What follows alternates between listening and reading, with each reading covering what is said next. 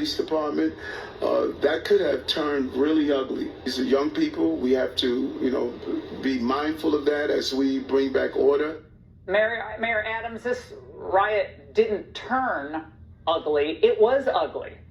And it was ugly because there are rarely repercussions for the oppressed and the misunderstood. In fact, for most, well, crime pays. Now, young people are angry because they're being taught that their anger is righteous, it's justified, and that oftentimes non-minorities just hate them.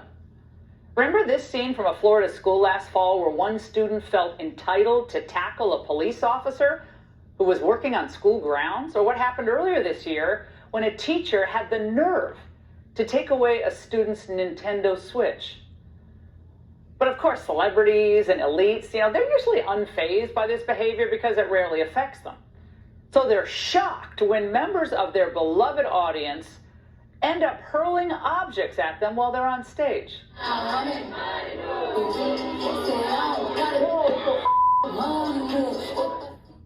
Now, these megastars, some of whom indulged Black Lives Matter and vilified police themselves, helped create this madness.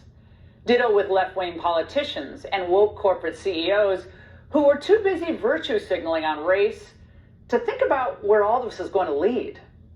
Ain't nothing you can do, man, until police come in.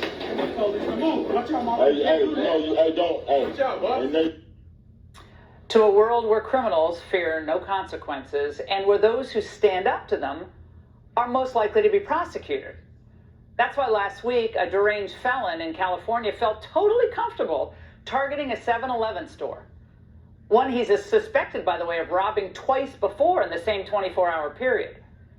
When two of the workers stepped in to defend themselves in the store, most of America cheered. The video went viral. But in our upside-down post-Floyd world, the store clerks are being investigated. So the left may not have defunded the police, but they helped set a dynamic where suddenly the victims are treated like aggressors and the aggressors as victims. So the message to law-abiding citizens, if you're robbed or you're threatened, stand by placidly. Don't put up a fight, ever. After all, America has a lot to atone for. So just consider it payback. Joining us now is Xavier DeRousseau, ex-Black Lives Matter activist and PragerU personality. Xavier, this victimhood mentality that we're encouraging and nurturing, where does this all end up? And we're seeing some of it play out on our streets, but what else is coming? Cities like New York City and Chicago have gone completely rogue because there's just such a lack of accountability. There are no consequences.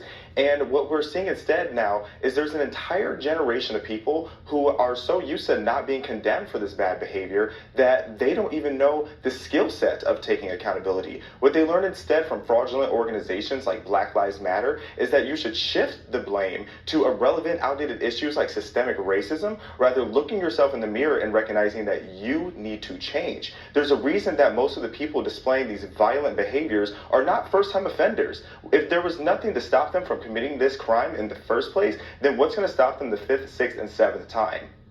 Well, I mean, when Mayor Adams says it could have gotten ugly, we were watching the video thinking, what are you talking about? And by the way, Xavier, Chicago, as we've mentioned, is experiencing these teen takeovers as well. And I mean, that's a nice way of putting it. But here's what Mayor Johnson had to say. Watch this. Oh, you're not aware of some of these large gatherings? You're talking about the mob actions? No, that's not appropriate. We're not talking about mob actions. I didn't say that. But we have to be very careful when we use language to describe certain behavior. I mean, to refer to children as like baby Al Capones is not appropriate. Not appropriate, Xavier. It's not appropriate. It's funny they say that this is getting ugly, but to me it looks hideous. In fact, it's honestly embarrassing for humanity to see where we've gone as a society. And what I need parents, especially when you see these young people being destructive, they need to realize it's not law enforcement's job to babysit their kids. But if they continue to just sit back and allow their kids and their community to be so destructive, then eventually the judicial system is going to jump in. And I don't want to hear anybody complaining that they're oppressed because they decided to become a convict at 18 years old. Xavier, thank you.